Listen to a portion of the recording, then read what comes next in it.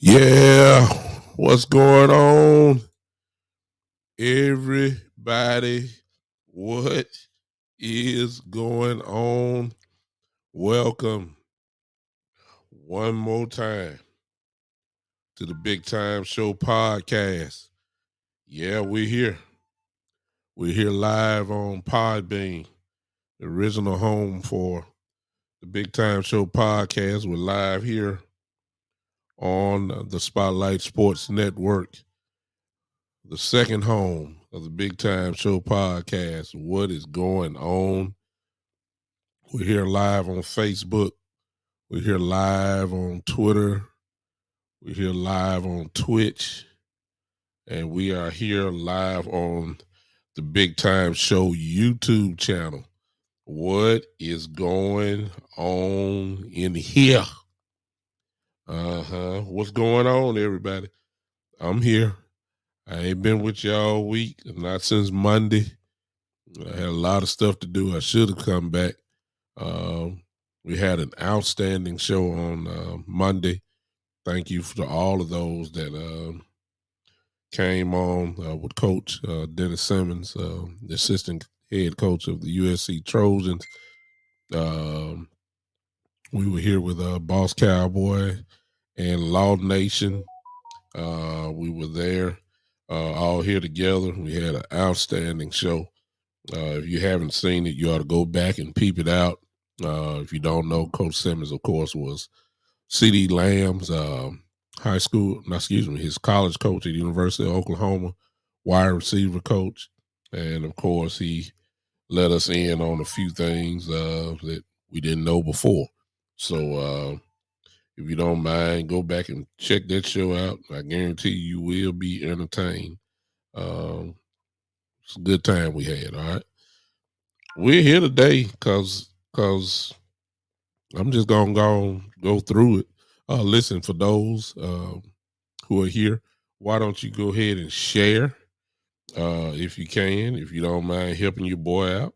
Why don't you share, and we will, like I'm doing right now, and then we can go ahead and get on with the show. Really, this is a purely speculative show today. All right, that's it's not facts. Hey, I'm gonna speak to everybody in a second. Hey, what's up, Mike? Michael Evans, I see you, Miss Smith. What's going on? Coach, hey, my brother Coach Simmons is in the house. What's up, man? Thank you for popping in. My brother, the conscience, is in the house. Kevin Kyrie, what's up, brother? What's going on, man? Miss Ty is in the house. Hey, Coach Price is in the house. Michael Evans, what's going on, brother? I'm just speaking to those that I can actually see. Appreciate you guys popping in on today. Listen, this is just purely speculative today. Because if you have been following me, you know some of the things that I have been saying. What's up, Ken in the building? What's going on? You know what I've been saying, okay? You know what I've been saying. And just in case you don't know, I'm going to recap it because I said this stuff, what we're getting ready to talk about briefly. I said this stuff almost maybe about 3-4 months ago. When the schedule came out, I saw something, and based off the vibe of last year and based off of partly of because of Coach Quinn, I saw something. I saw last year how Coach Quinn interacted with the players, and he went down there when Coach McCarthy, of course, if you remember, he had COVID. He went around the team. The team didn't miss a beat. Coach Quinn came from the box. He coached on the sidelines. The team did not lose any inspiration. The team played hard. It's obvious that Coach Quinn is well loved by especially our defensive players, and it's obvious that they will play hard for him. I saw that. What's up, Tavis? I see you, brother. And so I saw then, and I kind of started after the season when we lost to San Francisco. I had started saying something that I thought that was not too far fetched, especially with the attraction of Gary Payton. I'm not Gary Payton, Sean Payton. I'm sorry, hanging out of there and just waiting. I saw the excuses and the tolerance level. They're not going to really say it, but I could actually see something kind of brewing, uh, and the love and the respect that you hear for Sean Payton, even from the Jones family to this day. You make you wonder, even though they came with a little, insurance. I started saying to myself months ago, if you've been following me, you've heard me say this, that I can see Coach McCarthy falling on the chopping block before the season even ends. I said that. Y'all, if y'all been following me, you know I've been saying that. I told y'all I would not be surprised. I said this months and months ago. I mean, I'm sorry I didn't have my video here. That's what I should have done. I should have gave it to you so that you could see it, so you can hear me saying it. I said right then that I can actually see if the Cowboys do not get off to a quick start this year. This is what I said. If they don't get off to a quick start at the beginning of this season, that seat is going to be, it's already hot right now, but the seat will be so hot that the Cowboy Nation, even though we lost Amari Cooper and we lost Randy Gregory and we lost Cedric Wilson, the Cowboy fan base is incredibly impatient. They will not give you no more time. We're at the point now where we don't even care who line up, who's on the team. If you got a star on your helmet, this fan base is looking NFC Championship game and up. Yeah. I already know, Coach. I already see you. I mean, I know it. I know. Now, Steven, you going ahead of me, so I'm setting it up right quick. Okay, I'm setting it up. But I've been saying it that if the Cowboys get off to a slow start, and we're gonna look at this together. I'm telling y'all, it's gonna be a problem because the fan base is gonna be irritated and ticked off. It's a lot of the fan base already saying this is just a stay your head above the water type year. We ain't trying to get no free agents. We just going strictly to the draft. We're young players. We're saving the money up for next year when the TV money kick in, all that kind of stuff. This is what they're saying. So this year here is almost like a wash. That's kind of what fan base, a lot of fan base is saying it. Yeah. Okay. Terry. Terry, hey man, just hold up a minute, cause see, your comment kind of tags in, and I got you on the book, man. I'll talk about that a little bit later, especially to my Podbean family in just a moment. In just a moment, I'm sorry. But I get you, Terry. I get you. And the last part of your statement, talking about Prescott, he's gonna have a lot to play in what I'm getting ready to say. He is, because it's just that time. We already want Kellen Moore gone. Most of us already want him gone. A lot of y'all want him gone now. That's just the truth. You already frustrated with him. You don't like his play call, and you just want him out of here. And some of y'all definitely want McCarthy out of here. Some of y'all do. Some of y'all do. A lot of my Cowboy brothers and sisters, y'all do not like Coach McCarthy. Y'all want to hold on to Quinn now. Everybody want. That's pretty much a consensus. Everybody wants to hold on to Dan Quinn. We'll give you that. But when it comes to McCarthy and Kellen Moore, y'all about ready to get rid of them. Y'all about to put their FedEx sticker on their backside and ship them wherever they want to go. Just get out of Dallas. That's where y'all at. And I'd be dang, y'all. I mean, I said this months and months and months and months ago. Y'all know I said it. And then all of a sudden, either this was late last night or this today, and look what has been said. See, y'all thought I was crazy. Well, look at this. Read that. I'm sorry, Podbean, you can't see that, but I'll read it to you. It is a flyer there that is saying that the NFL Network is predicting that the Cowboys will fire Mike McCarthy by mid-season. Now, that I'm the only person, I already know, I'm the only podcaster that have said essentially the same thing.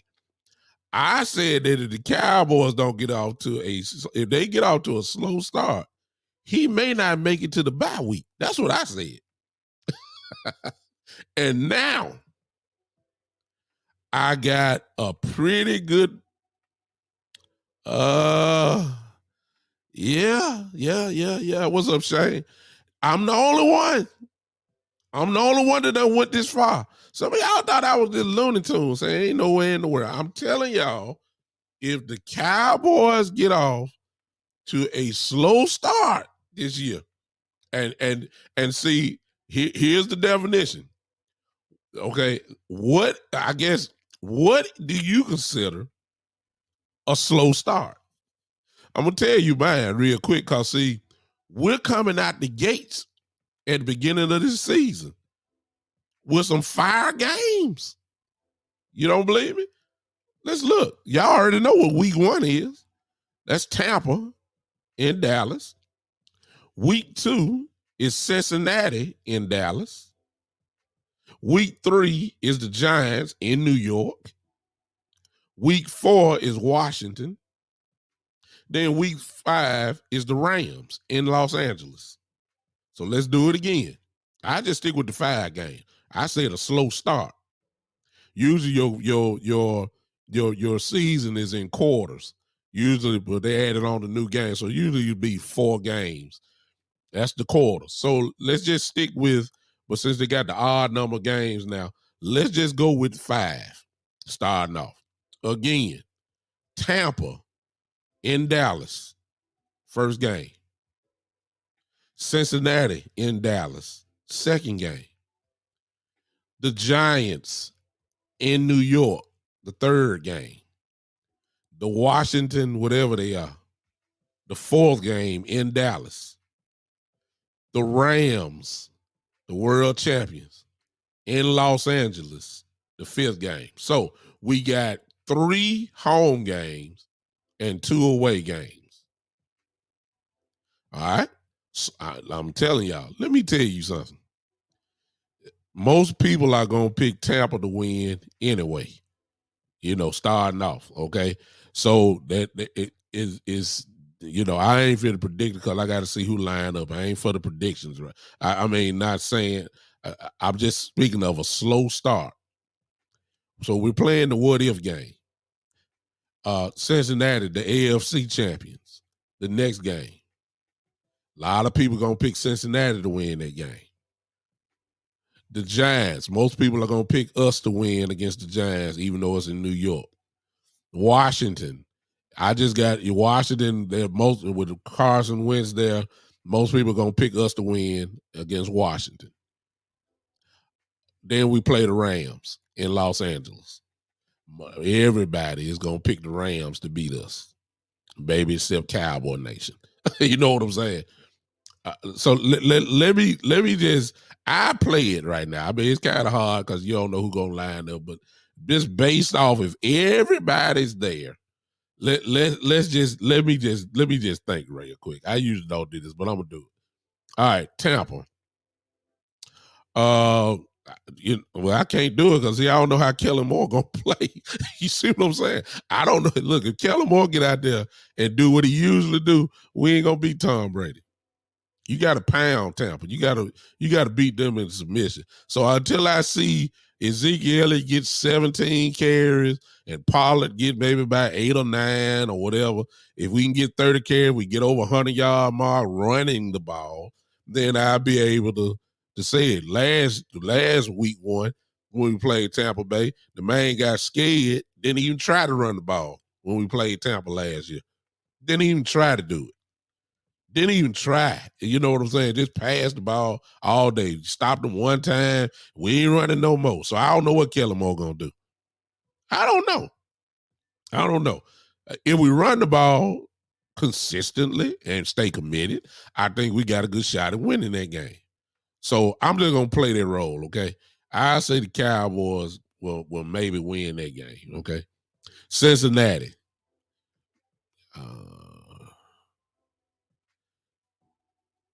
Mm.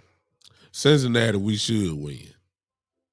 I don't care nothing about Burrow. I understand they have made the line better. I get that, but we should beat Cincinnati. Their defense is not great at all. We should be able to, even with Amari Cooper gone, we should be ready. Giants, we should beat the Giants. I ain't gonna waste time on that.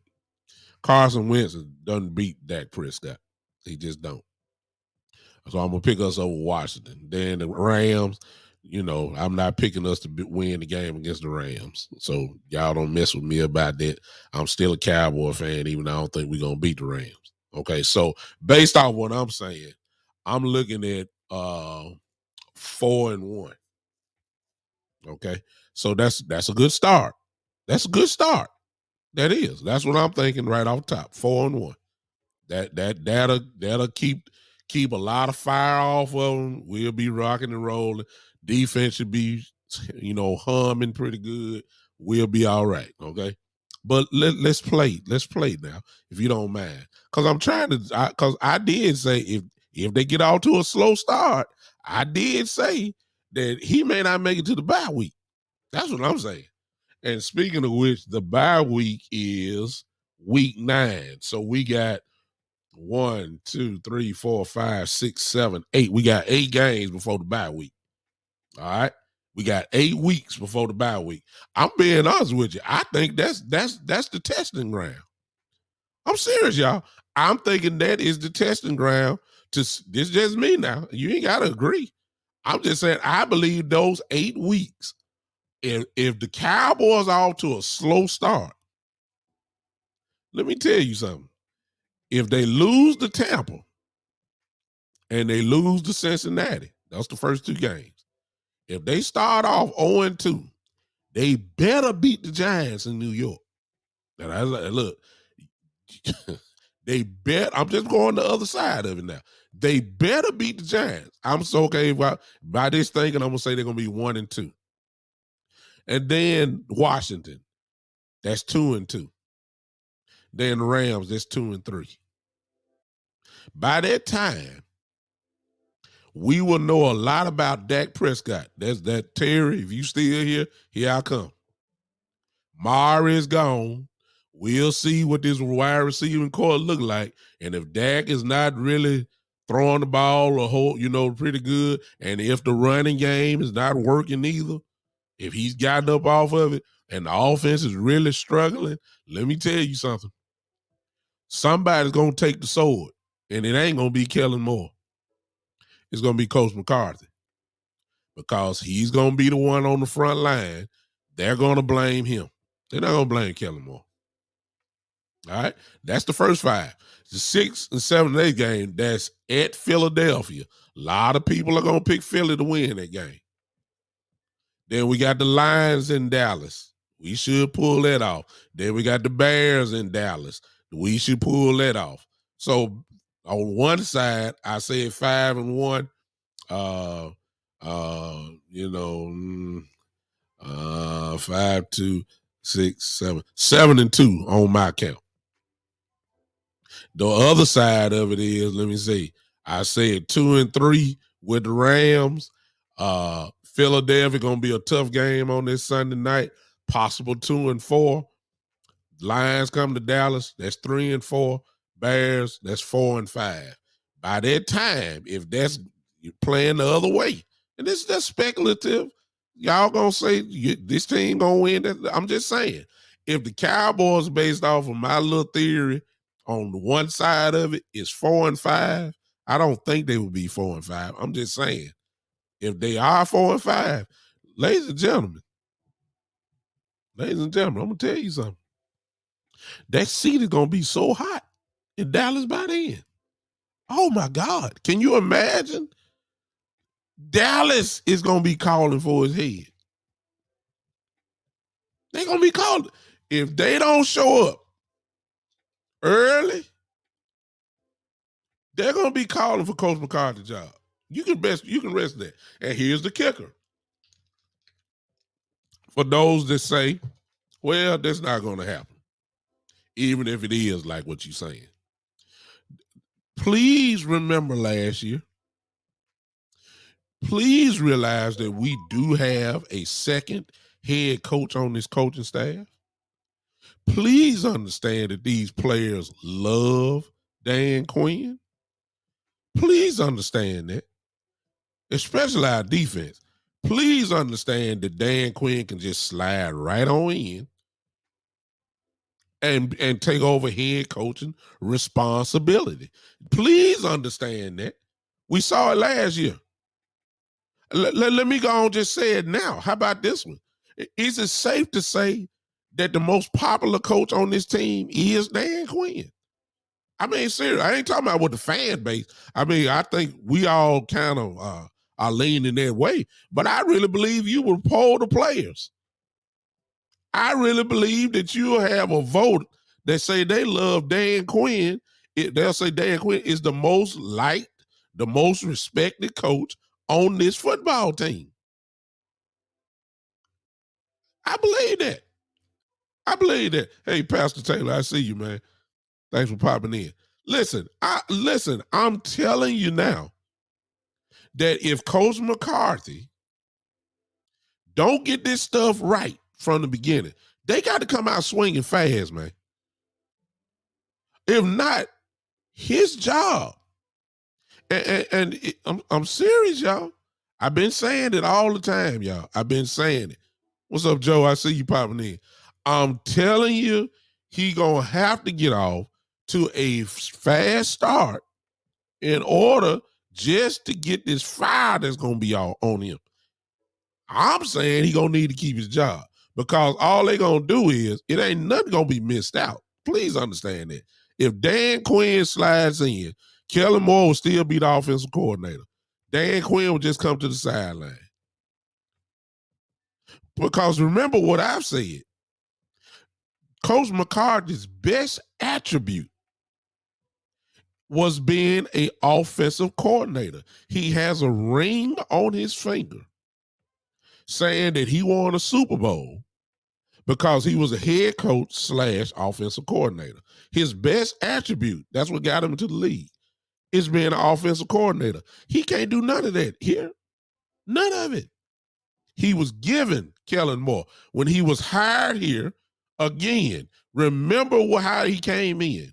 Jerry Jones allowed him to formulate his own coaching staff, except one person. Except one. Kellen Moore was off limits, which means, since that's the case, I don't care what Coach McCarthy said.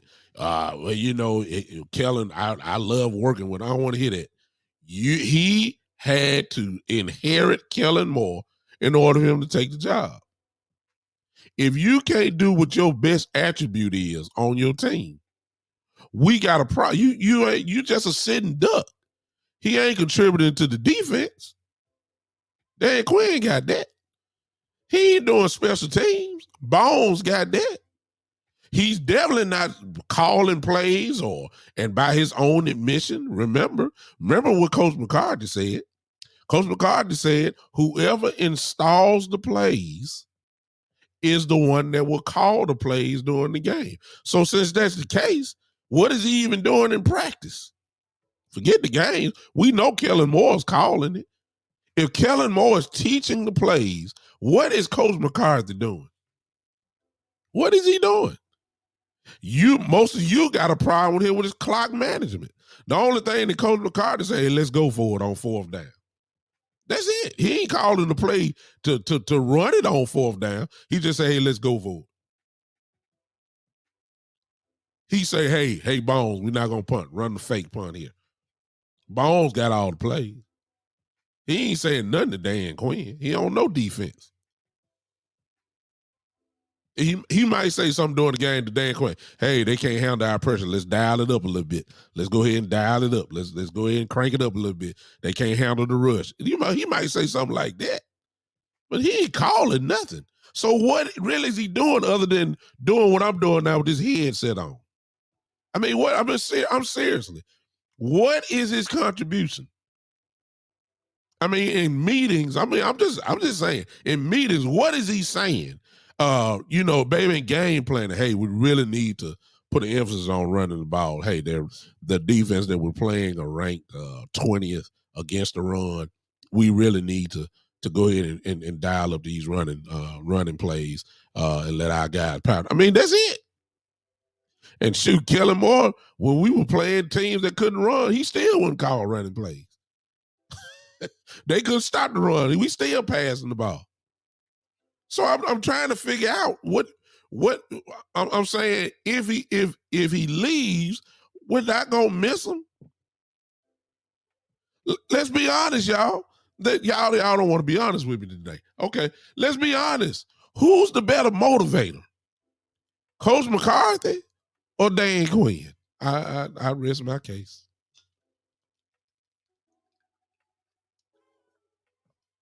I rest my case. Who do the players respond to better? I rest my case. It's Dan Quinn. Hey, Saturday Night Smoke. I see you over there, Pie Bean. You say 2-3, but 2-0 in the division. Them first 5 games, Saturday Night Smoke say we're gonna be 2-3, but we'll be 2-0 in the division. So he counting that we're gonna beat the Giants and Washington. Which really ain't saying nothing because it's Saturday night, because what Smoke just said, the feeds into the narrative that's already out there about the Dallas Cowboys. Okay? We'll just go with what Smoke said. Saturday Night Smoke said that we'll be 2-3 and 2-0 in the division. Well, the narrative is Dallas can't beat nobody but the NFC East. But when it comes to the big games, like Tampa, like Cincinnati, like the Rams, we can't get over the hump. So if that's the case, that's what got him on the hot seat in the first place. I'm telling y'all, they're going to have to come out swinging. You let Dallas lose against Tampa starting off and lose against Cincinnati and lose the Ram game. And then, of course, they beat the Giants in Washington. I'm telling y'all, that feeds the narrative of the last 2 years. That destroys the NFC East. But when he plays the big games, he's nowhere to be found. He can't pull it out. That's the narrative that's on deck. It's been there for the last 2-3 years. And they gonna and your local, which is a problem within itself, but you know it's gonna happen. Can you imagine Shannon Sharp? Can you imagine Stephen A. Smith? Can you imagine ESPN as a whole if the Cowboys lose to Tampa, Cincinnati, and the Rams and only beat the Giants and Washington? Can you imagine what they're going to be saying? I'm serious. Which is going to put more heat, because you can guarantee some folks going to be saying, all these analysts, they're going to be saying, look, we've had 3 years of this, and it's obvious that Coach McCarthy cannot get the job done in the big game. So he probably needs to let go. He probably need to be fired. That's what y'all gonna hear because they saying it now. Thank you, Coach. Hey, Pastor Martin. Look, Pastor Martin, y'all don't see the comment there. Pastor Martin is saying, he said that Mike McCarthy said his job is to be the analytics specialist. And when you hear Coach McCarthy, that almost kind of match. I'm trying to figure out what really is his contribution to the team. Y'all remember last year talking about they were smashing watermelons and that's supposed to fire them up. Man, Dan Quinn ain't got to do nothing but get out there and look at them guys in the eye, and them guys ready to run through a wall. See, when you got to start using gadgets and all that kind of stuff to motivate your team, it fits sometimes. But can you talk these guys and to go ahead and have them running through a wall? Can you do that? That's what Dan Quinn can do. I'm not calling for Coach McCarthy's job. I don't want y'all to get it twisted. I'm just saying that they better get off to a quick start. They better. Or drama's gonna ride. And there's a lot of y'all, and those that'll be watching this replay. Maybe not these that's in this group here, this chat line, but there's a lot of y'all want to cheat on Coach McCarthy with Coach Payton in the first place. Now let's just get that out the way. Anything that can get Coach Sean Payton to Dallas, a lot of y'all want it anyway. And the only way he's going to get there is unless Coach McCarthy is gone. And a lot of y'all say that Jerry Jones has a flirtation. He wants Sean Payton so bad. That's what a lot of y'all saying.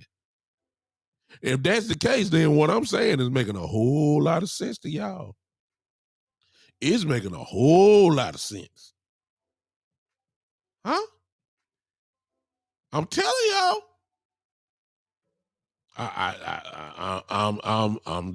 I'm just saying. I'm just and it ain't so far fetched, y'all. I'm telling. Now, winning cures everything. Let me come on this side. Winning cures everything. If the Cowboys get out to a fast start, then what I'm talking about ain't about nothing.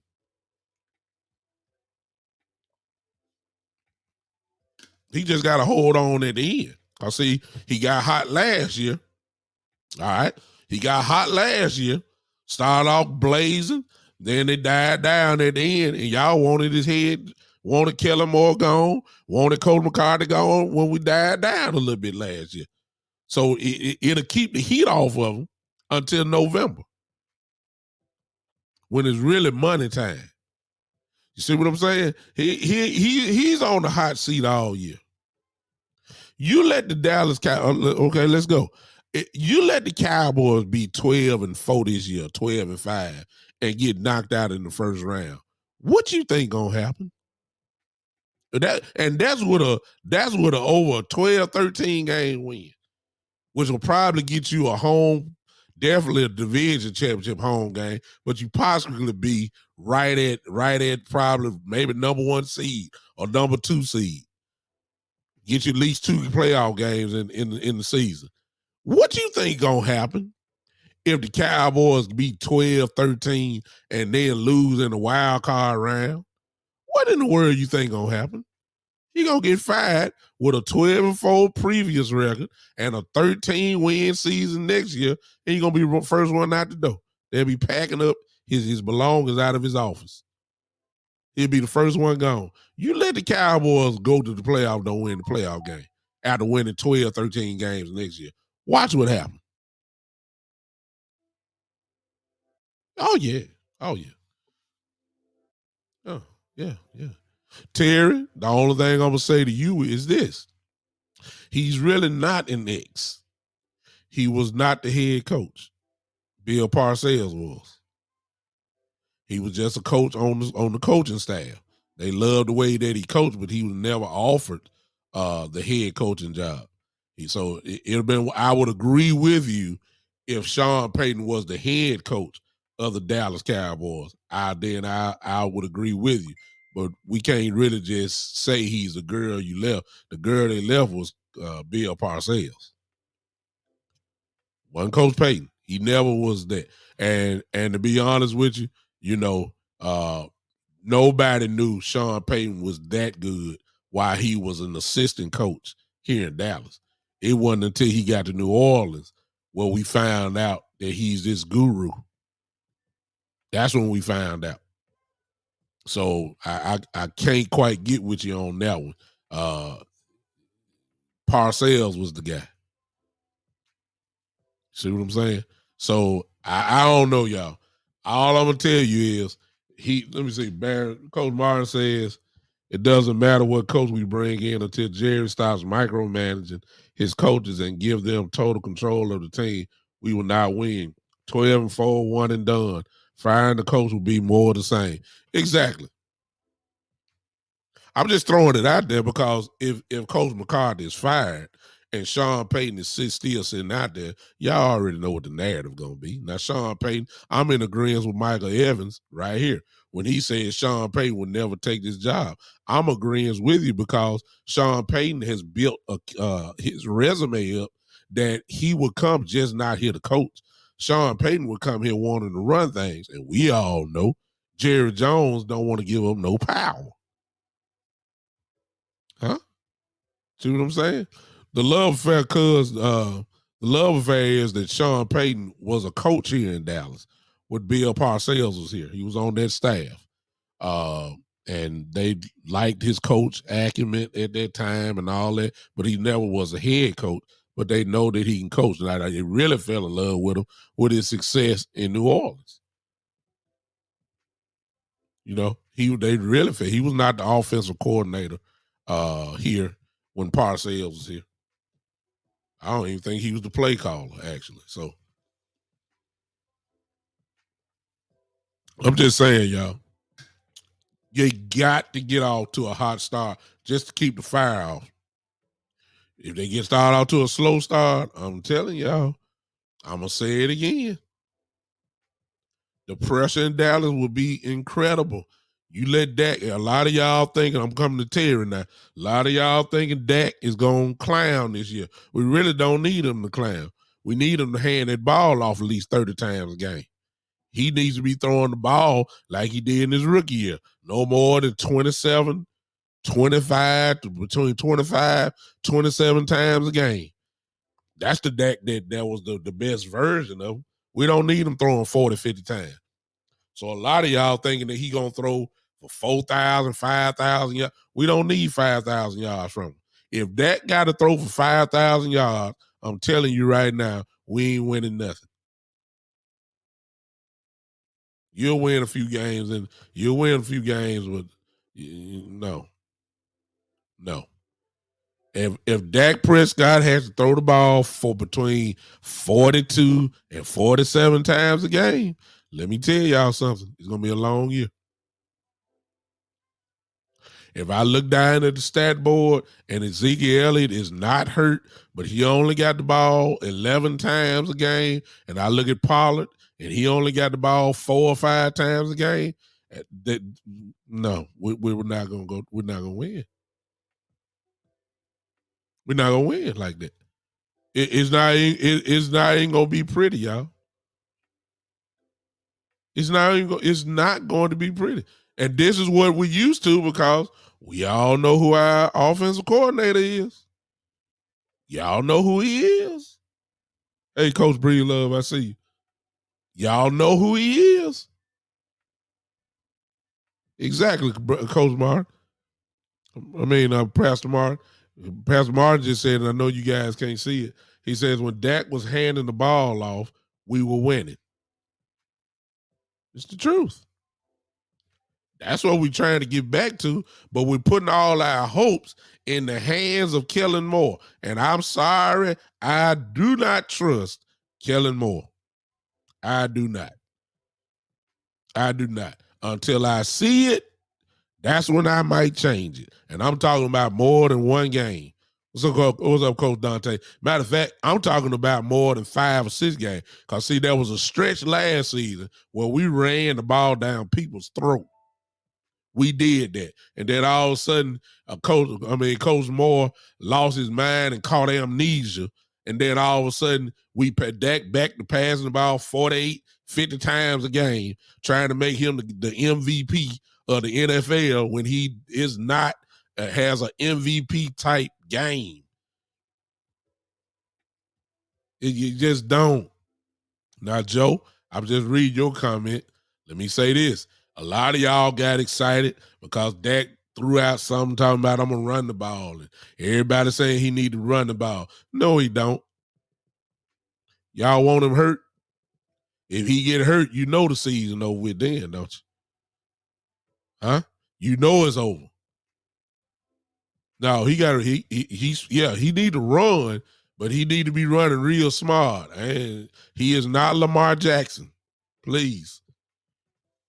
No, we need him. See, we already seen what it looked like without him. We need him in the game and calling design draws and calling design sweeps and quarterback powers. And he running the ball. You look down, you want him to run the ball 6, 7, 8 times a game. No, you do not. No, you do not. If he's running, you want him sliding, a baseball slide. You can't afford him to be gone. No, we don't. This is not Mississippi State. He's not fast like that. He gonna get hit. I know he big. I get it. We don't need him running the ball. He don't need to be taking no crazy shots. I don't know why everybody, Jordan, I ain't going off on him. I'm just saying I don't know why people are forgetting who who is our backup quarterback. Cooper Rush? Really? Really? Really? No, we don't want that to happen. So you don't put him in position to get hurt.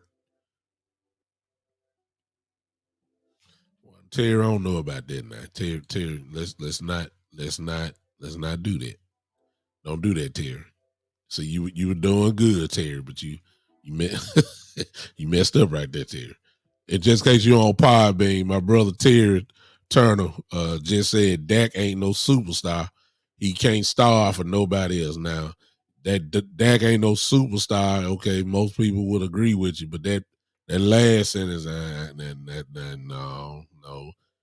He can star for a whole lot of teams. Let's just go by the schedule since I'm going that route. Can he start at Tampa Bay? No. Can he start at Cincinnati? No. Can he start with the Giants? Yes. Can he start with Washington? Yes.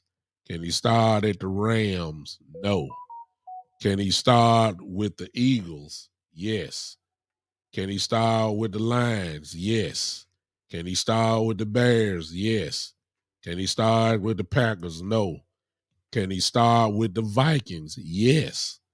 Can he start with the Colts? Yes.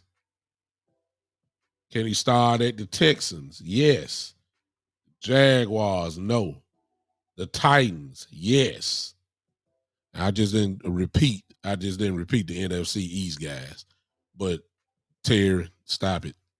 Terry said he burnt this bridge with me. Let's not disrespect him now. He can start with a whole lot of teams. I know you don't like him. I know you don't think he there, but let's not get ridiculous now. Let's draw it on back in. We don't do look, hey Terry, on my show, we have great educated Cowboy fans on here. Okay. So but when we don't get to the ridiculous part now, we don't divulge in ridiculous stuff now. He will start. He started with more than half of the NFL. You said the Colts, and I said the Colts, and that's even with Matt Ryan, of course, going to the Colts. I believe the Colts would take Dak Prescott in a heart flash over Matt Ryan. See what I'm saying? That's the only questionable, but I believe the Titans would take Dak over Tannehill. I mean, that's just me. I think I'm good on that one. So I don't even want to go that way. But Coach Price said Dak is a superstar. is a superstar. Football teams win games and Super Bowl. Football teams win games and Super Bowls. That's true. He's a good quarterback, y'all. He's a top. It's only a few people that can do it better than he can. He's one of the top, 10 maybe, top 10. That's where the argument would be at. Top 10 quarterback. And some of those guys that people will have ahead of him, it demands a debate. Before Matthew Stafford won the Super Bowl last year, most people thought that Dak Prescott was better than Matthew Stafford. A Super Bowl changed that whole narrative, though. But it wasn't because of Matthew Stafford. They had a pretty good team there. Great defense. Legendary killer in Mr. Donald, Aaron Donald. Fowler was there. Good Lord, Jalen Ramsey, who looked like a Hall of Fame cornerback already. They were loaded. So, but Stafford gets the credit now because he won the Super Bowl. But all those years in Detroit, nobody was saying Stafford was better than Dak Prescott. Nobody. So, but it's all changed now. The only thing that people gave Stafford credit for over Dak Prescott was saying that he had a great arm, better than Dak Prescott, which is true. I'll give you that. He has a rocket arm. He got a better arm than Dak. But Matthew Stafford had a rocket arm since he played at Georgia. That ain't saying nothing. It's what you do with it. See what I'm saying? So and a lot of people throughout Stafford, because a lot of people will say now that Stafford is ahead of Dak in the top 10 or something like that. Terry said, my guy Terry. Terry, look, and there's a lot of people that feel the way Terry do. See, Dak Prescott is one of the dividing things in Cowboy Nation. A lot of people think he's top. There were folks saying he was top 5 last year. And a lot of folks say he top 8. And then you got people like Terry here who's saying he ain't all that. Terry would probably say he top 16, something like that. That's the divide line. And a lot of that is because when it came to the big games, he just had, this team just haven't won. Now, it ain't all been Dak's fault. It's a lot of stuff that go in there. But the bottom line is we ain't won. Exactly, Mike. That's what I was saying. Ain't no doubt about it. Hey, Buddha. Ain't no doubt about that. Regardless of the cow, it's almost a no-win situation for Coach McCarthy. And it's almost unfair. If they have a bad start, if they have a bad record, if they go 9-7, if they go 9-8 or whatever, I think 17 games, if they go 9-8, I'm telling y'all, he gonna lose his job. Coach Martin, I see Pastor Martin say key players win games too, not a coach. Exactly. What's up, Ryan? I see you popped in, man. What's up? Ryan Williamson over there in California. I believe you're in California. What's going on?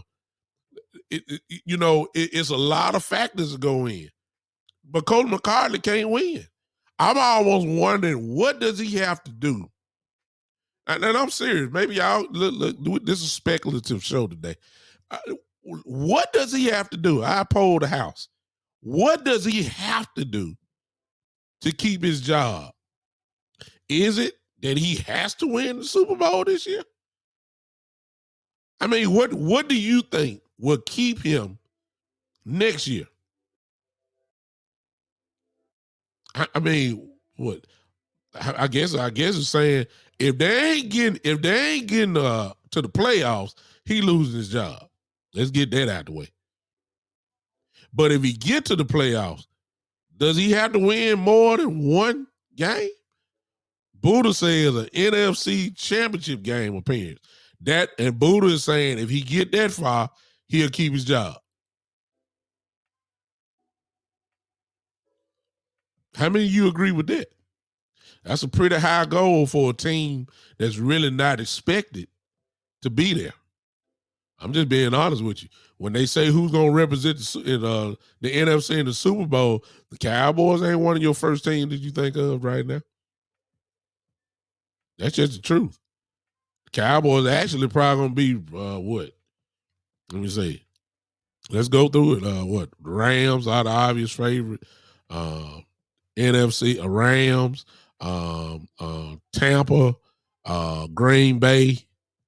Those are the first three that's going to come out.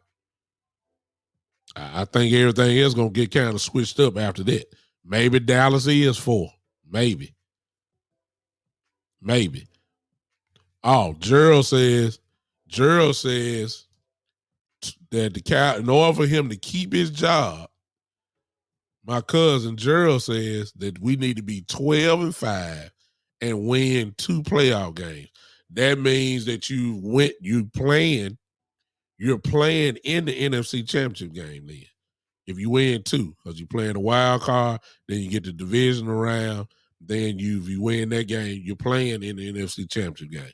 So Gerald says 12-5 with 2 playoff wins will keep his job. Which means then what Gerald is also saying, and I'm just going to assume, Gerald is also saying that if he go 12-5 and win just 1, he out. He gone. I mean, the expectations for him to keep his job, in my view, is got to be real high. And I'm not, and I'm almost leaning toward whoever said, I believe it was Buddha, that said that he has to make the NFC Championship game. It's the same thing what Gerald is saying. If you go 12-5, win 2 playoff games, you're in an NFC Championship game. Huh? I believe that is the only way that he gonna keep his job. And that'll be 2 12-win years. But it's not good enough because the expectations are there. And to be honest with you, a lot of us are saying, well, I ain't saying a lot of us are saying, I'm saying that this team is not as good as it was last year. It's really going to depend on how we're playing. If we're playing running the football, and if we can run the football, then we're not going to have all these gargantuan yards like we had last year, which is a good thing, actually. Dak don't need to throw for no 5,000 yards. If he getting close to 4,000 this year, then that's real good. That let me know we ran the ball well. But I'm just trying to tell y'all, and I'm going to open it up in just a second, because I already know y'all want to come at me. And I know Coach Marv going to be probably the first one to call in. I already know it's coming. But let me tell you, I told y'all this earlier. I've been telling y'all for about the last 3 to 4 months. I said, I promise you that the Cowboys are going to have a lot of pressure on them starting at week 1. They got to come out swinging, because if they get off to a slow start, I'm telling y'all, you're going to be hearing about this. And it's obvious now that it's catching on just a little bit. The NFL Network is saying now the same thing that I said. They saying by mid-season, so the assumption would be that the Cowboys will have a bad record coming into mid-season. Keep in mind, the bye week is week 8. It ain't gonna cost you nothing, because he ain't contributing nothing, not really. At least that's my view. And Dan Quinn can slide right in as the interim head coach. And I'm telling you, I'm serious, y'all. Yeah, look, y'all remember how they raved about Coach Quinn after that New Orleans game. That's when they first started saying, we got 2 head coaches on the staff. I said, okay. And why you want to say that now? That's their mindset. I mean, they ain't lying. They got 2 head coaches on the staff. You got a Super Bowl winning coach in McCarthy, and then you got a Super Bowl a person that's been there as a head coach when they lost to New England, Atlanta, when he was at Atlanta. So you got 2 Super Bowl participants on your staff. It ain't gonna do nothing for Dan Quinn to just step in. I mean, he know what to do. And the front office knows that them guys love Dan Quinn. I'm just telling y'all, the Cowboys got to get out to a quick start. They better. They better. I'm hoping, I'm a Cowboy fan. I hope they do. But I'm telling y'all, this just starting, y'all. It's just starting. I'm serious. I feel sorry for Coach McCarthy because I almost feel like he's a sitting duck coach. That he has to win big in order for him just to keep his job. See, if it's me, I'm looking at like if he do like what Gerald said right here, if Gerald said 12-5, all right, Gerald said 12-5. If we go 12-5, that man's gonna win 24 games in 2 years if we won 12-5. Not too many coaches are losing their job. You would in Dallas though this year. Expectations. I don't see how they making high expectations yet. We got to see how these guys play first. I don't know why the expectations so high like that, though. Losing to Amari Cooper is a difference maker. I don't care nothing about what y'all say about CD. God bless him. I hope he have a gigantic year. But there's no way in the world you can lose a guy like Cooper and don't think that it ain't going to affect you. Please, let's stop that. Let's stop that. Y'all can say whatever y'all want to about Cooper. Cooper demanded a double team. Cooper demanded respect from a defensive coordinator. It's a loss. Oh, ain't no doubt about that. All right. That's enough. Y'all see it. Y'all come on fire on me. Here I go. Phone line is open. 901-654-6853. There it is. It's open for you. Come on. It's a speculative show. Oh, ain't no doubt about it, Gerald. He said the loss of Cooper will hurt. Oh, ain't no question. You don't lose good players and then say, we're going to be all right. I mean, we should be all right, but this ain't no janky person by no man. Here we go. Here we go. Call from Coach Mike. Here you come. I already knew it. My coach is in the building. Coach Mike. What's going on, Big Show? How you doing, man? Man, I'm just trying to do the best I can now. You know that. Man, you got so much stuff I just hope you just be patient. You got so much stuff that I got to unwrap with you, man, because it's a lot of Cowboy fans out there, man, that need to. I know 27 years, man. I've been with this team. I think I've seen all the Super Bowls except for the first one. I was a little boy, but I have watched all the Super Bowls that they had played in. And my dad was a Cowboy fan, and then he was a Raider fan as well, right? Because he loved those two teams. But for people, this first thought about Dak Prescott, because that's the first thing that really kind of got me, and we're Cowboy fans of this. Dak Prescott is a superstar. He's more than just a good quarterback, Big Show. Mm-hmm.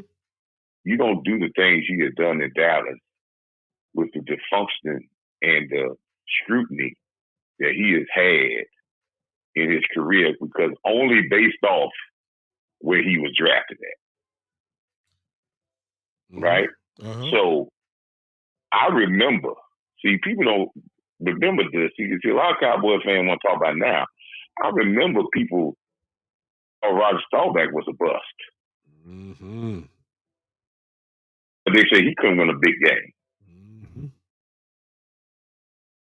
I remember when people, Troy Aikman, after his first year, they were talking about running him out of town, that he was a bust as a first round draft pick. Because he wasn't Steve Young. He wasn't Dan Marino. He wasn't those other guys that could win a game by himself. Mm-hmm. But in the win the games the way he won them, he was a Super Bowl champion, Hall of Fame. Mm-hmm. So this thing of narrative that people said that Dak Prescott is not a great quarterback. Does he turn the ball over? No. Okay. We're picking out, when people talk about him, the only thing that they can say is that he don't win the big games. And teams win big games. Yes, I understand when someone says, yes, players make great plays. But if we're looking at one or two plays in a game where we say the quarterback goes down the field and makes the last drive to win a game, there's a lot to go into that. This is why the sport I love is the biggest team sport in sports. Mm-hmm. It takes a collection and a sum of parts to win games. Yes, there are guys that play key roles. Mm-hmm. But if everything doesn't go right, you don't win. Tom Brady came back in the Super Bowl and won against the Atlanta Falcons. Mm-hmm. But if the defense didn't stop the people from scoring, he could have never had a chance to come back. Yeah. Yeah. If a guy don't make a great catch in the game on a third down pass, they don't get back. So teams win games, and and that gets onto unrealistic expectations. You pointed out that unrealistic expectations. So if we're saying that Mike McCarthy, and you know I have been hard on Mike McCarthy, Yeah. right? But too. if we're saying, right, I'm a coach, and I'm not a real a coach killer because I'm on that coaching side. Mm-hmm. I've been on that coaching side. But if we're saying that Mike McCarthy got to get to an NFC championship game, that's a lot. That's a high or to win a expectation. Super Bowl. That's a high expectation, though. Who is going to come in here and going to live to those expectations? Anybody? Okay, you hired if Dan Quinn takes the job, now you're going to say he got to win a Super Bowl. Yeah. These are the things that we're putting expectations on guys that they're never going to live up to, and we're always going to fall short. And I understand because of the thirst of winning a Super Bowl. Yeah. But this is why I have said on your show on a many a time that in Dallas, with all of the other stuff that's going on, all the expectations, all the media, the biggest stage in football, rabid fans, haters galore. Mm-hmm. You need a special type of guy to be the head coach that don't give a darn what people say. Mm-hmm. I think McCarthy and those are the guys that have been successful in Dallas. Mm-hmm. The Landrys. People don't understand the scrutiny Landry got when they say he couldn't win the big game. That was a mantra. Yeah. He can't win the big game. Mm-hmm. People don't understand the scrutiny that Jimmy Johnson got when he first got, they were like, "Oh, he's a college coach. He can't do it. That's why they're horrible." Mm-hmm. People don't understand the stuff that Bill Parcells got when he came here and didn't have a quarterback, and they're like, "Oh, he's over the hill. He can't win." Mm-hmm.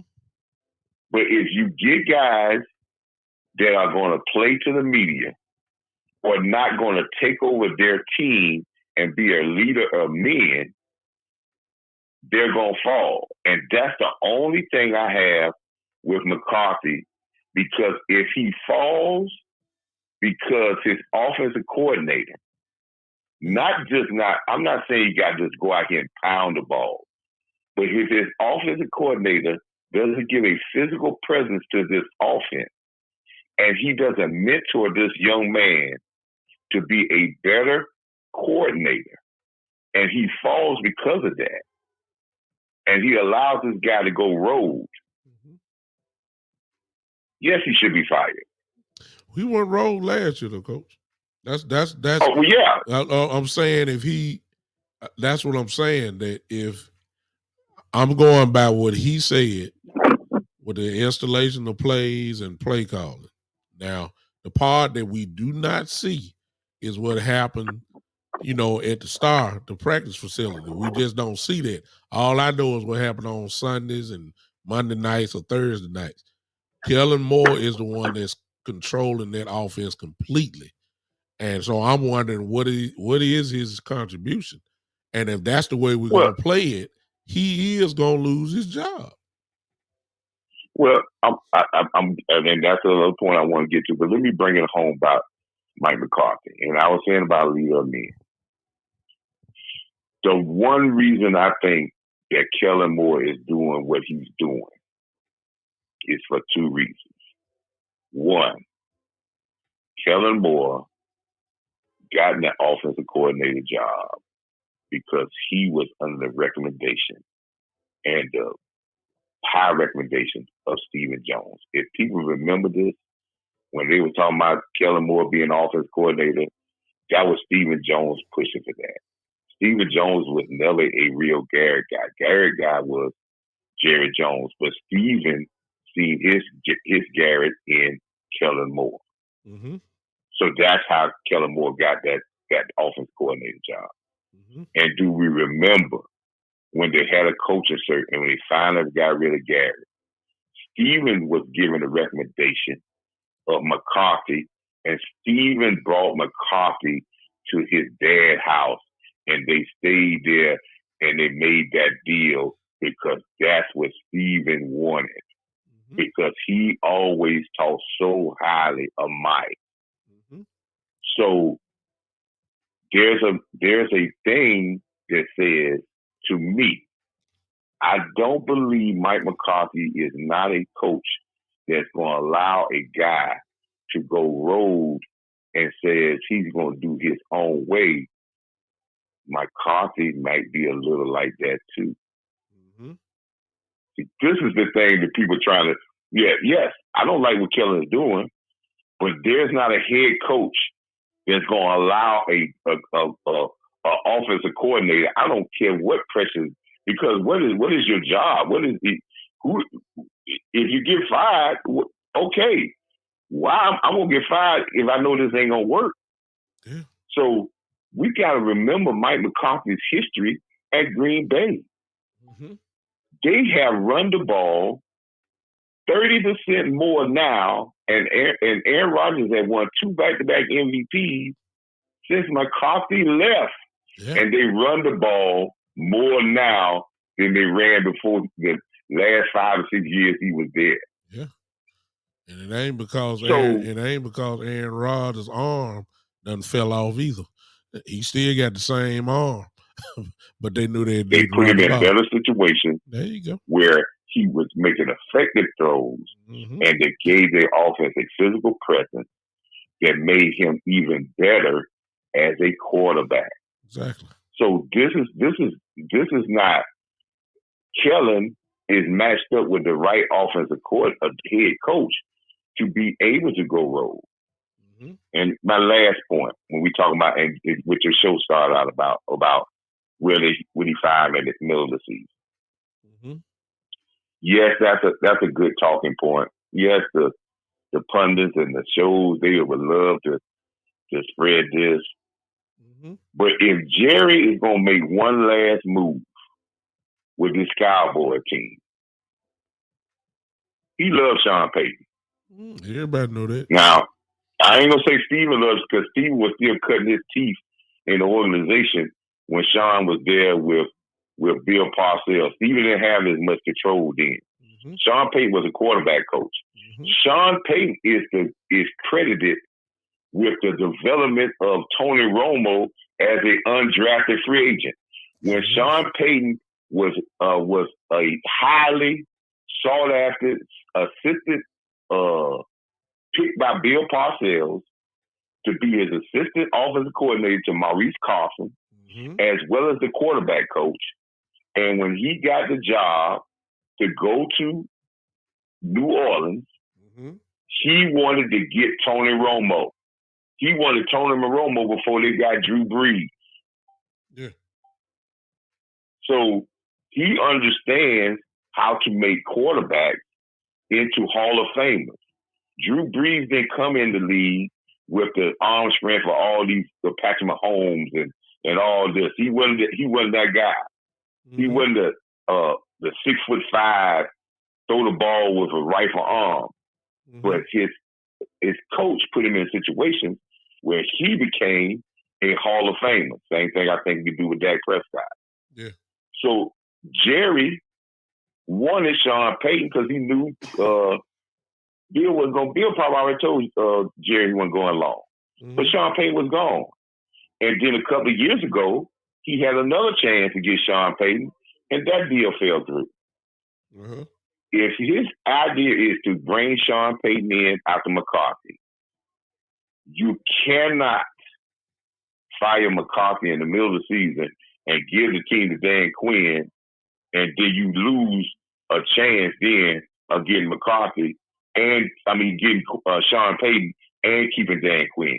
Because Dan Quinn get the head job for half a season, he's not going to step down for you to bring another head coach in. So you ride it out.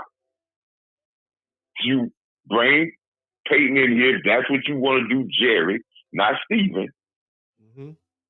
And Quinn and Payton will be a match made in heaven. No doubt about it. I love it. So this is not. They're not going to do this, and the Cowboy team is not going to look that bad to the point where they're not in contention. Mm-hmm. But Cowboy fans, and I leave you with this, Cowboy fans, let's have a good football. Yes, this team needs to play. And I don't think in my personal opinion, I believe Sean Payton wants to coach in Dallas because he's done his thing, and I believe he does want to coach in Dallas. And I don't think he needs to have as much control as he had in other places because Will McClay brings in the correct groceries. It has not been because of groceries that we have not been successful in Dallas. And I'm not with the pundits to say we are worse a team than we were before. Yes, we lost Cooper. Yes, Cooper is a difference maker. But Cooper is not a number. Cooper is not a guy that's going to get Cooper Cup numbers. No, he ain't that type of player. And I am, and I'm not, and this, I'm not on bad on Cooper. Listen to me. I think Cooper's a good player, a great player. But I have said this before. I got a problem with great players with two teams that let him go and let him go. Mm-hmm. There's something there with that. Mm-hmm. Yeah. So I want a guy that is totally football, and CeeDee Lamb and Dak Prescott are going to be superstars. But this offense is not, if we get on Kellen Moore, but does Mike McCarthy have that same philosophy? Mm-hmm. Because history tells us that. And let's don't get blinded by one Super Bowl. Let's see why they weren't successful to get to Moore. He played in the worst division in football in Green Bay in the history of the NFL. The NFC North is the worst division in the history of the NFL and always has been. Got you, Coach. Just wanted to get those things off my chest. And Big Show, I like, man, listen, I just wanted to give you flowers, man, and tell you keep pushing that. I love the show you had the other day with Coach. I hope he's listening, man. I really appreciate his commentary, man, and his for him coming on the show to speak with, because of his friendship with you, as well as to try to enlighten the Cowboy fans about his players that he has coached. That's what coaches do, man. They stay with their players, not just to do it on their field. They stay with them their whole lives, and they be mentors to them for their entire lives. Yeah. And I appreciate you bringing that guy on, that coach on, and kudos and salute to him. And like I said, man, we looking for other big shows like that. Hopefully, I'll give me a show, and then I can be on that panel with you, and we can chop it up. Well, you'll be one of the first ones, and just to let you guys know, Coach Simmons has agreed to come back right before USC gets started. So we're gonna run it back again, and I'm looking forward to that. So appreciate you, Coach. Thank you so much, man. As always. All right, brother. Have a good one now. All right. I'm still listening. All right. I know that's right. All right, y'all. That's my coach, Coach Marv, coming in. Shane, let me see what Shane is saying. Shane said, food for thought, Cowboy fans. We have been talking about the same thing since Jerry. We've been talking about the same thing since Jimmy Johnson got fired. We have not had a head coach since Jimmy left, and yes, I'm including Parcells. I might have to disagree with you on that. Coach Parcells was a great coach. Great coach. We just didn't win. He's the one that actually got us back relevant and consistent. He did that. He was in the playoffs. He caught a very young Tony Romo, and Romo was still good. Parcells believed in running the football, had a massive offensive line. We ran the ball well. We were competitive. I mean, we were a good team. He just didn't like T.O., but because T.O. ain't his type of dude. But T.O., of course, lit it up. That's the only problem I had with him. It's his obvious disrespect toward T.O. He wouldn't even call him by his name. If y'all remember, for those of us that remember, he used to call him the player. He wouldn't even call him by his name. So, and of course, that's when Jerry Jones was Jerry Jones, because Bill Parcells did not want T.O. on this team. But Jerry Jones, of course, back then wasn't caring about that. He saw box office, and he saw a great football player. Of course, that's what T.O. was. And he put him on the team anyway, so just make it work. When you get a guy like this, all you got to do is just line it up. He going to do what he got to do. And T.O. did that. That's the only problem that I had with Parcells in his whole career with Dallas, is just the blatant disrespect that he had for T.O. I didn't like it. I hear you, Shane. Shane said he disagreed about Parcells. He had to bring a former Giant player in on the sideline to hold him up. I didn't like him as a coach. Well, the only thing about that was, his track record speaks for itself. He's a Hall of Fame head coach. He's won big. Every organization that he went to, he made the organizations better. New England, he made better. The Giants, he made better, of course. The Jets, he made better. And the Cowboys, he made better. So his track record speaks for itself. But, I'm not going to take away. If you don't like him, I ain't going to argue with you about that. He just, exactly, run the ball, Terry. Yeah. He was his track record a little bit too good for me to say he was not a good coach. It's just, he got too much on the resume. You know, he got way too much on the resume. You remember when he was with the Jets were good. You know, Curtis Martin and Keyshawn Johnson. And look, he made Chad Pennington. Well, I ain't going to say he did, but Chad Pennington was a very respectable quarterback, you know, with the Jets back then, if you remember that. We ain't going to even talk about the defense that the Jets had. I mean, he carried the Patriots to the Super Bowl. They lost to Green Bay that year, but he got them there. Dallas made the playoffs. You know, he got us out between, if you remember, it was Dave Campo and, you know, all folks like that. You know, they ain't do nothing. So I don't know about that one, but, you know, to each his own. I ain't going to argue with you. You know, some folks think that it's almost kind of like Prescott. You know, you got some folks say he ain't that great, and then you got some folks say he good. You see what I'm saying? You had more respect for Barry Switzer. Well, Barry, you know, he inherited Jimmy's team. You know what I'm saying? He didn't have to do too much. He just needed to keep them guys motivated. That's all he had to do. That team had already won 2 Super Bowls and got to an NFC Championship game and lost. They knew how to play. They just needed somebody to push the buttons in them every now and then to get them going. So he inherited that. So I can't say that. I can't say that. You know, I think that's Coach Marv again. Let's see here. Call from. You there, Coach? Man, let me defend Bill Parcells for you. See, these are people, you know, these shows, some of these Cowboy fans don't know.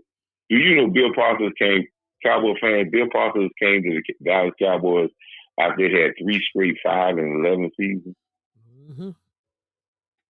Yeah, that's what I was saying. And they was known as a doormat, and they didn't even have a quarterback. Mm-hmm. Yeah.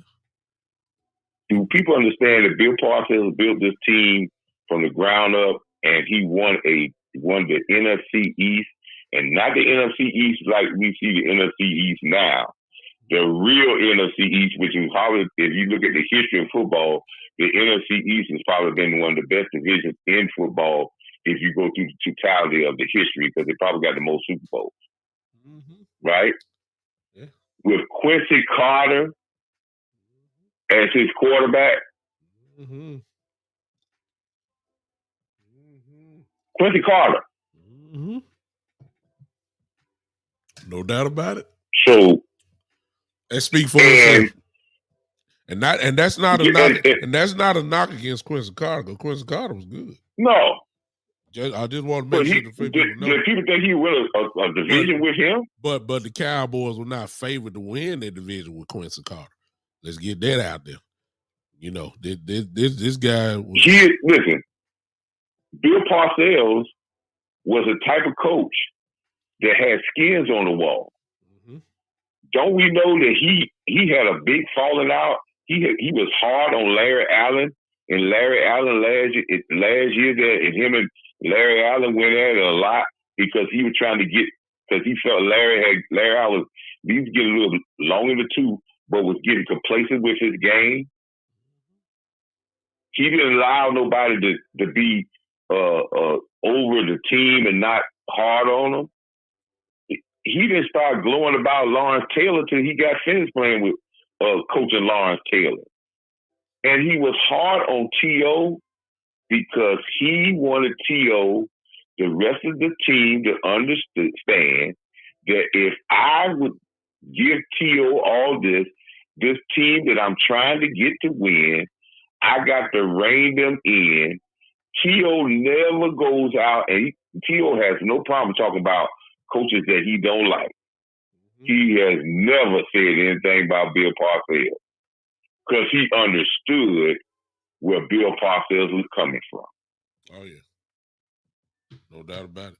So this is a special type of guy that I said that when you have these distractions, there's so much with the Cowboys environment. You need a guy that's not scared of no one, and he is going to run the team, not the front office, but he's going to calm and control the egos inside those lines. Mm-hmm. And that coach. is a hard thing sometimes for a coach to be able to do. No doubt about it. Appreciate you, coach. On the grass. And he did that. Yeah. And he just ran out of gas. We didn't know. Listen, Bill Parcells' resume speaks. We don't remember New England went to the Super Bowl with Bill Parcells, and Big Show, you've been watching football a long time. Oh yeah. The New England Patriots was the worst team in the NFL for forever. Exactly. Until Bill Parcells got them to a Super Bowl. Exactly. Appreciate you, coach. Appreciate you, man. Appreciate it, brother. All right. Thank you.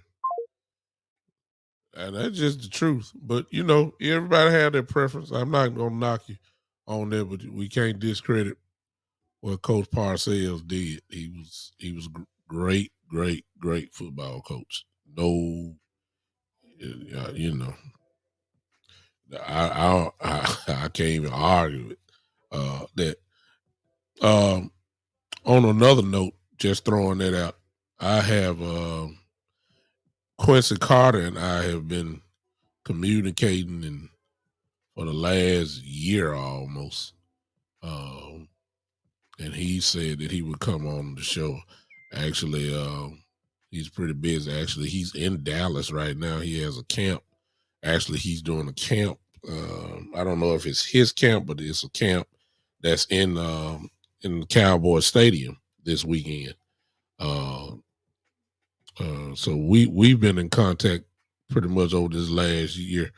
And since I'm talking about it, I'm gonna try to see if I can get Quincy to come on here and just kind of let us see what the mindset is heading into training camp and what do guys do. I mean, we're talking about a former starter of this organization for years. We need to ask him, some things about. Yeah, y'all may not like it, but I would love to ask him what is, because he can give us a perspective that not too many guys can give. Not only what it is to be the quarterback of the Dallas Cowboys, the preeminent organization as far as popularity goes, because they was just as popular back then. But what is it like to be a black quarterback? Yeah. Cause see, ooh, Lord, let me stop. I see a lot of y'all. A lot of y'all don't like that. I ain't talking about y'all that's here. Call from Michael. A lot of y'all don't like that because you got a little melanin in his skin. You understand? Y'all want to say y'all throw the ball away and all that, but some people don't like that just because he black. Do you know there's some people that was calling for Cooper Rush to be the quarterback? Y'all know that? There wasn't many, but you realize that. But that's another whole story with itself. What's up, Michael Evans? I'm sorry, brother. What's up, man? How you doing, Mr. Douglas? Man, we just trying to do what we can do out here, man. What's up? Oh, Lord have mercy. I mean, whoever put this thing up from NFL Network, they need to be prosecuted. I guess it wasn't a slow day over there because that is just ridiculous to say that Mike McCarthy is going to be fired by next season. And what proof do they have of that? I'm going to answer. That's just. I'm glad you said that because in the first part of the show, I forgot that part, and you just made me remind of why. I'm going to answer that question. But go ahead. I'm sorry. Go ahead. Go ahead, Mike. Michael. Yeah. There you go. Go ahead. I think. Yeah, but it's. I just don't get it, Mr. Dublin. I really don't.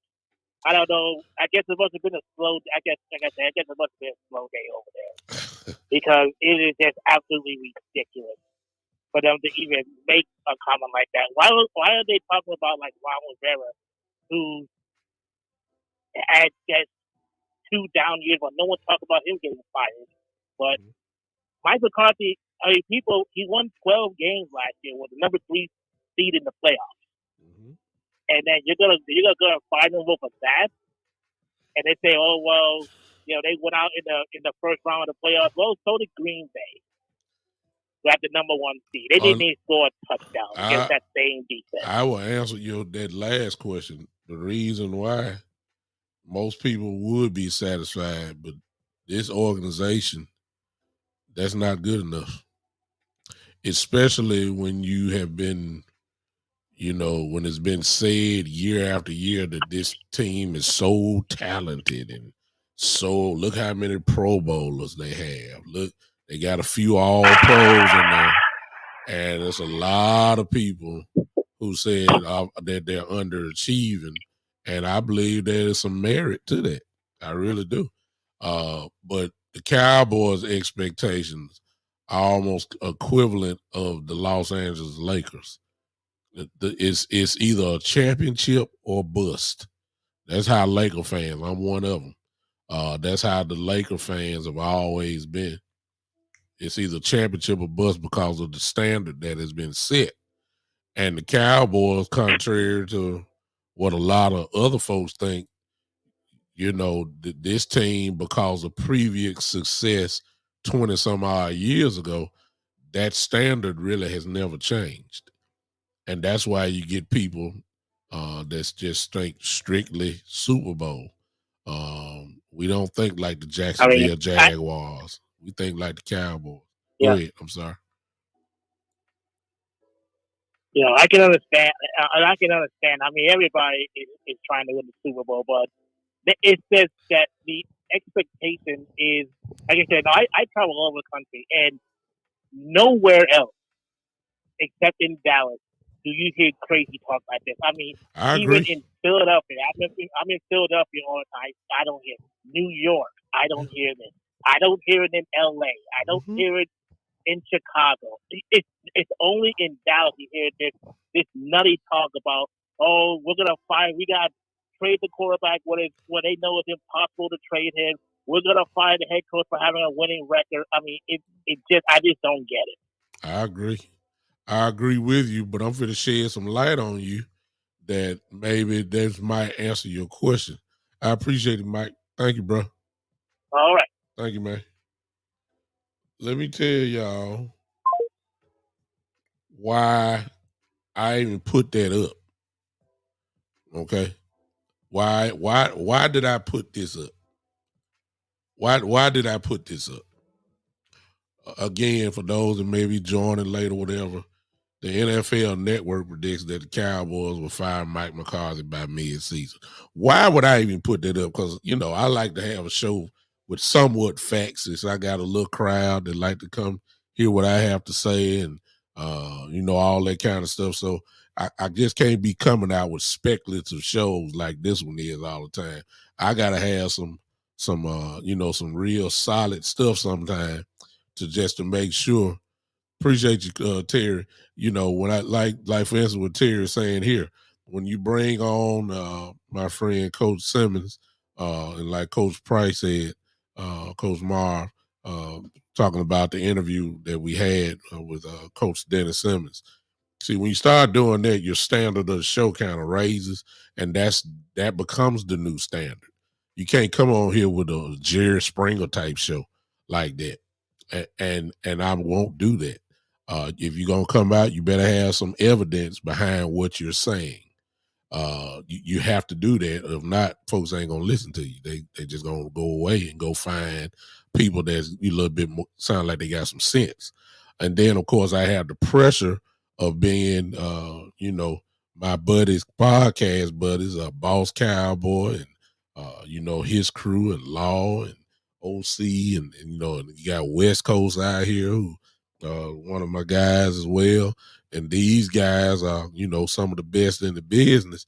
And so you got to kind of stay on the standard with them. Now, I ain't talking about as far as a lot of people. I'm just saying you better have some quality. That's what I'm saying. And some may be thinking, why would I put this out here? Because I remember I said it's a speculative show. And to answer Michael Evans, Mike, I hope you're still here. I'm going to put some merit behind this. Huh? Well, Coach said I put it up because I know the dysfunction of the Cowboys organization. That part may be true, Coach, but that's not the reason why I put it up. I'm gonna tell you why I put it up. It's because of those first couple words in there. The NFL Network. That's the reason why I put it up. Because let's look at now the very young channel that is called the NFL Network. The NFL Network, thank you, Mike Evans, because you made me remember this. The NFL Network is owned, obviously, by the NFL. They're owned by the NFL. Back when Paul Tagliabue was the commissioner of the NFL, you can look this up yourself. Paul Tagliabue, when it came to the TV deal, he called Jerry Jones. Jerry Jones was the lead in negotiating the TV deal TV deals that changed everything as far as these big monies. These guys started turning, doing $1 billion business. Not billion, I'm sorry, millions and millions of dollars business than, previously they're doing. Jerry got involved. His reputation got out. That is how he, and all the credit, if you'll go look it up, the credit belongs to Jerry Jones. This is previous to the NFL Network now. I'm just giving you a little background. Look it up for yourself. You'll see it. He then his elevation as an owner started right there because it was because of Jerry and him taking the lead, negotiating the TV deals, all that kind of stuff. Fox came into the play, paid billions of dollars for a contract. ESPN came in. I believe the figure was $500 million, something like that. It was Jerry Jones that did that. And his elevation as one of the preeminent owners in the league happened because of that. Jerry's still living off that because when you say NFL owners, the first two names that you think about is Jerry Jones and Robert Kraft. Those are the two names that mostly everybody gonna say when you say owners. He still has that. Now, fast forward to the beginning of the NFL Network. Who do you think was the lead on the NFL Network, the formation of it? You got it. Jerry Wayne Jones. Jerry is the one that got in here and got all. Why you see so many Cowboys on there? Or who've been there? Why you think Dion was there? Who you think got them that job? Why you think Mike? Who you think got Mike? Why is Michael Irvin there? Who you think got it? Jerry Jones was the lead on how to get this network started. Now, fast forward to this flyer that you're looking at now. If Jerry Jones is the lead, don't you think some of these folks might leak out information? Because the Cowboys are good at leaking out information now. They're good at planting seeds. They use the media to their advantage and then throw a rock and then go hide. You understand what I'm saying now, Mike? They saying they're predicting it, but please understand that if it was a gigantic problem, we need to find out who the employees are of the NFL Network, because if that is the case, somebody fit to be fired. Because Jerry Jones got power at the NFL Network. And you ain't going to put that out like that on Jerry. Don't think they ain't going to be no. I know you're doing your media job and stuff, but he would shut that thing down kind of the way he tried to do in his interview a couple weeks ago by saying, hey, we all in on Coach McCarthy. I mean, what else is he supposed to say? You think he really going to say, man, I wish I can get Sean Payton. Oh, my God, please. He's not going to say that. He's going to stand behind his coach, whether he fully invested into him or not. He's just not going to do that. But for the NFL Network to say this,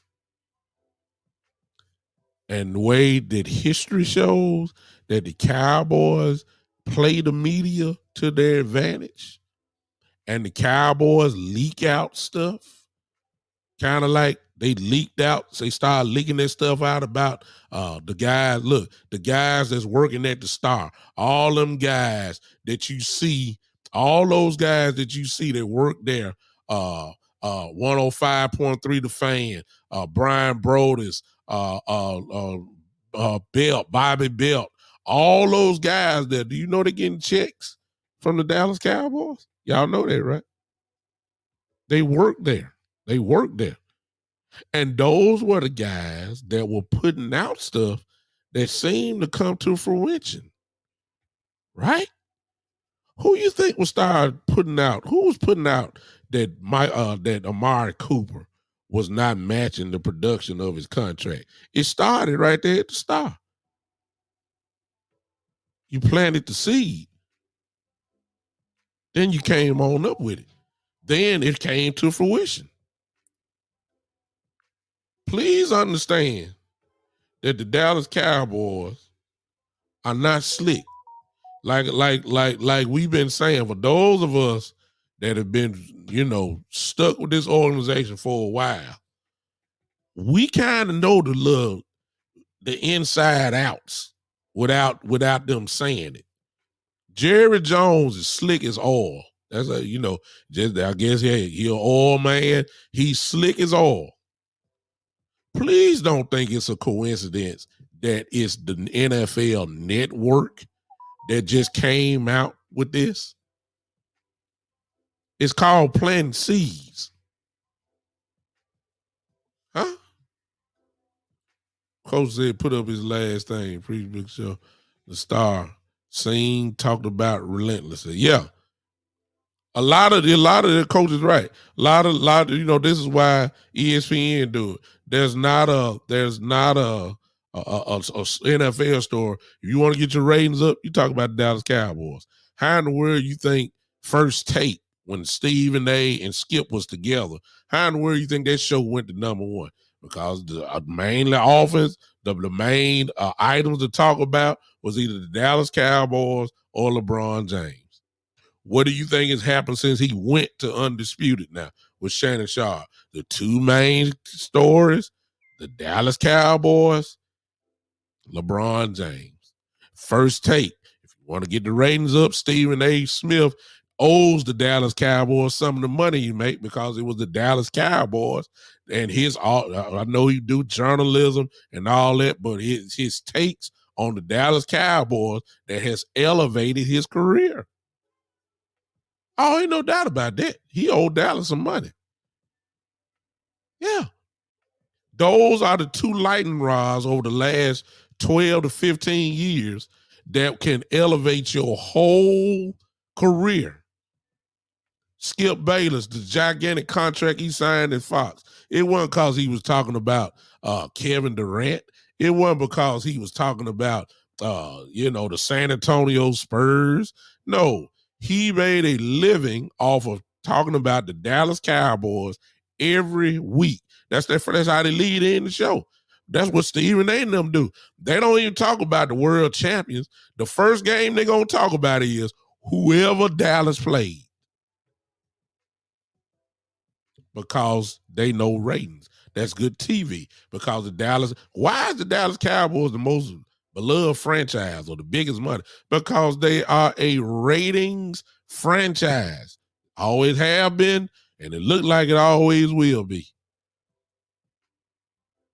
So when I say that, Do y'all really think it's a coincidence that the NFL Network predicts? It's called planting the seed. See, I said it 4 months ago, but see, I ain't got the kind of pull that NFL Network saying, because NFL Network is just saying what I've said based off of what I said before. If they start off slow, and I'm talking about real slow, I said it. He may not make it through the year. That's what I said. Y'all heard me say it months and months and months ago. Now they're saying the same thing, but see, you got to pay attention now. See, this just my thoughts. I'm saying it's not a coincidence. Jerry Jones, and everybody has said it. Jerry Jones is the reason why the NFL Network is what it is today. Y'all just think he sit up in the press box. No, Jerry Jones is a dog when it comes to business now. You don't become a billionaire by not knowing what you're doing. He know what he's doing. When it comes to marketing, when it comes to all the other sides of cowboy business, look, this dude is legendary. You can't even argue with it. And if he has that much pull at the NFL Network, y'all, and it's the NFL Network that put this out, okay. Y'all keep thinking folks just talking to be talking. Y'all keep thinking that. That's why I put it up there. Now, if you would have told, if this would have said Sesame Street predicts, then I would have put it up. I even would have said it. If it depends on who said it at ESPN. If it was ESPN, I had to find out who said it, and then I might come up with it. There's some people that that are there at ESPN.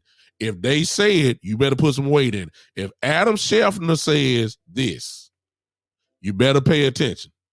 If oh my God, I forgot his name. The cowboy reporter from ESPN. Y'all know what I'm talking about. I just can't think of his name right now off the top of my head. If that guy says something, you better put some weight on it. I even say this, y'all. Stephen A. Smith not talking out the side of his neck. Yeah, I know y'all. Some of y'all don't like him, but I'm saying he got a lot of connections, and a lot of stuff he says happens. And you better put some weight on it. It's same thing. Look, crazy it may sound. Some of y'all better pay attention. I know y'all don't like it, but I'm just telling you. Some of this stuff you better start listening to. Shannon Sharp, you better start listening. Shannon Sharp has connections all over the NFL because of his time at CBS. And, of course, everybody comes to him. And, of course, he played in the league. And, of course, he has the respect being a Hall of Fame tight end. Give me a break now. You better start something. Skip Bayless, I bypass him. A lot of people don't like him. Huh? You better start paying attention. You better pay attention to this. Because me personally, I don't think it's a coincidence. Now, you may think so. Todd Archer. Thank you, Coach. Thank you, cuz. If Todd Archer says something about the Cowboys, you better pay attention. If Brian Brody says something about the Cowboys, you better pay attention. Don't brush it off. I'm telling y'all, that's the reason why I put it up here. I told you it was a speculative show, but it has some merit because of who said this. The NFL Network said it. I know the power that Jerry Jones has there because they have said it. He has the power. He is the one that took the lead on creating the NFL Network. I just don't find it a coincidence. That's just me. And hey, I'm sorry. All right. Ladies and gentlemen, I'm done. I appreciate y'all. I just want to leave that with y'all. I ain't saying it's 100% gold. I'm just saying. You got to pay attention. All right. Now, Terry, if you still here, Megan Spagnola, exactly, Gerald. If Megan Spagnola, now see, he works at the Star. See what I'm saying? Megan Spagnola, if he says something, please understand he doesn't talk to a coach. All this talk about that they were talking about Amari Cooper, that didn't come from just them. That stuff they were talking about Amari Cooper, that came from a coach, that came from a front office person. And guess what? Amari Cooper in Cleveland. But they started planting the seeds in the media. And then they came to clean it up at the end and say, well, you know, we just can't pay they'll say the same thing. Exactly. All right, Terry Turner, because you said this. Terry, I'm going to put this in. If you're still here, let me know if you're still here, Terry. I need you to say something. And it'll lead into what I got to say in a minute. Terry, Terry, I'm waiting on you. You gone? Okay. Well, Terry, you might come back and watch this, but if you want my book, 60 Days of Reflection, Seeking Clearer Thoughts, so it's a day of devotion. All you have to do is hit that right here. Most of you don't know. I don't know if you know I have a book out, 60 Days of Reflection. Forgive me for not having it right here. It's actually somewhere else in the house. But 60 Days of Reflection, Seeking Clearer Thoughts.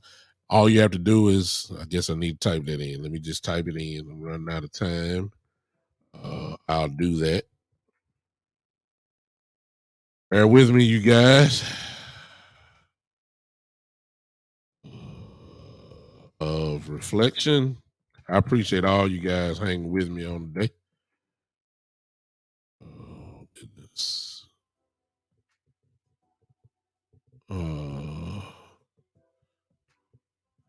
All right. If for those that do not know, that is the comment there. That is the name of the book there. Let me put my stuff there.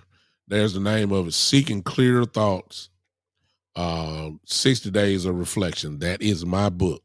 You can find it on, you can cash out me for the book. It's only $19.99 with shipping and handling. It's going to cost you $29.99. If you're interested in that, there it is. That's my cash app there. $ Dub Brooks 2. If you want to do that, just if you go on that route, dude, if you stay, especially if you stay out of town, $21.99. I'll order it and get it printed and send it to you. However, you can get it another way, which would probably be best for you. It's on Walmart.com. It's in Barnes & Noble, and it is on Amazon. You can just go find that again. Just put this in there, Seeking Clearer Thoughts, 60 Days of Reflections. That's all you have to do. You can get that on Amazon. You can get it Barnes & Noble or Walmart online. You can buy it there. And they, of course, fill in any information. It'll be sent to you. That's all you have to do is there. It's a perfect lead in because for those that are on Podbean, will be my last show as the big time show on Podbean. This will be my last show on Podbean as far as this name goes. I am going to start as of next week. I am going to start the Seeking Clearer Thoughts podcast right here on Podbean only. This is the only thing that I will be able to. I will be doing on Podbean exclusively. Most of you know I'm assistant pastor here in Memphis, and I just feel the pull to. We got a crazy world going on. We need some type of inspiration, and I want to start a podcast about, I'm just naming it after my book, but we'll be talking religious talk. I'm gonna do it one night a week. And I'm still going to be doing the Big Time Show, but it just won't be on Podbean anymore. So if you want to follow me and you want to be interested in following me on that, all you have to do is just go to Podbean, Podbean, and just download it to your phone. It's a free app. And once you do that, just search out once. As for now, you can it'll just be the Big Time Show. But after today, it will be called the Seeking Clear Thoughts podcast. But I guess you can follow the Big Time Show and it's just gonna turn into that. So if you want to download it now, you can, and just follow and just search out the Big Time Show for now, and then you will be and you'll be able to follow me on there. You'll be seeing the day that I'm going to talk about it soon. Just if you're following me on my page, my personal page, Facebook page, Douglas Lewis Brooks Jr., I will put something out immediately and let you guys see that. Hey, Steven, appreciate you popping in.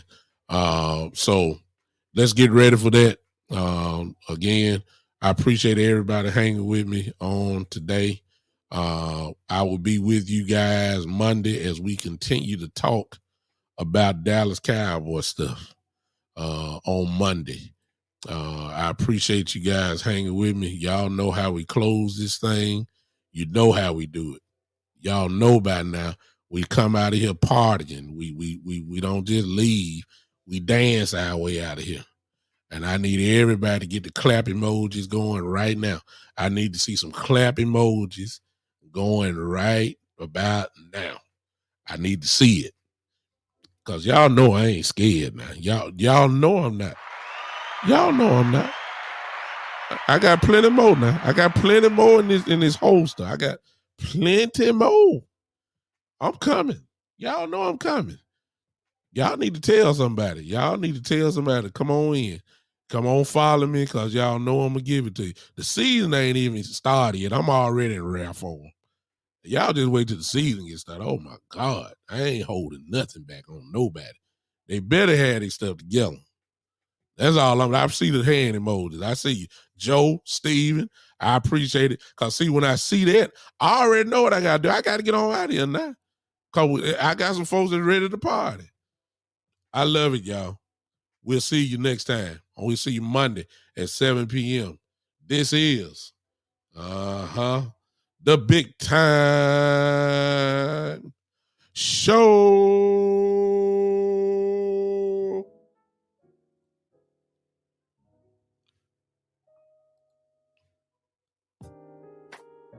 You might as well. I don't see why you won't do it. I don't see why you won't clap your hand, Podbean. Woo! I love it.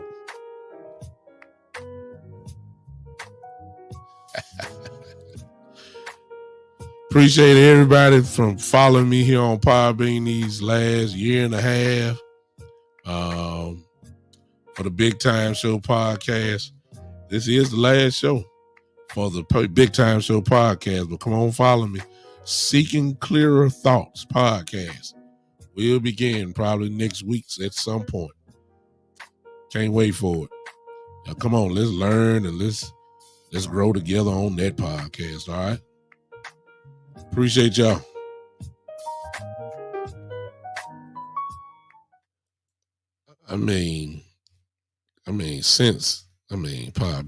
Since we're here, come on now. Get you just a little bit more before they cut me off here.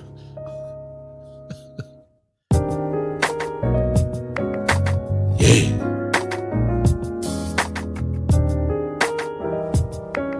Yeah. Woo! We still gonna have the same music on the podcast now. It's gonna be plenty of claps. Just gonna be a total different material talked about. We're gonna try to help people spiritually. We're We ain't gonna preach. We ain't gonna preach. We're just gonna talk about just gonna have a nice conversation. At least I hope we will. I hate to talk all about myself.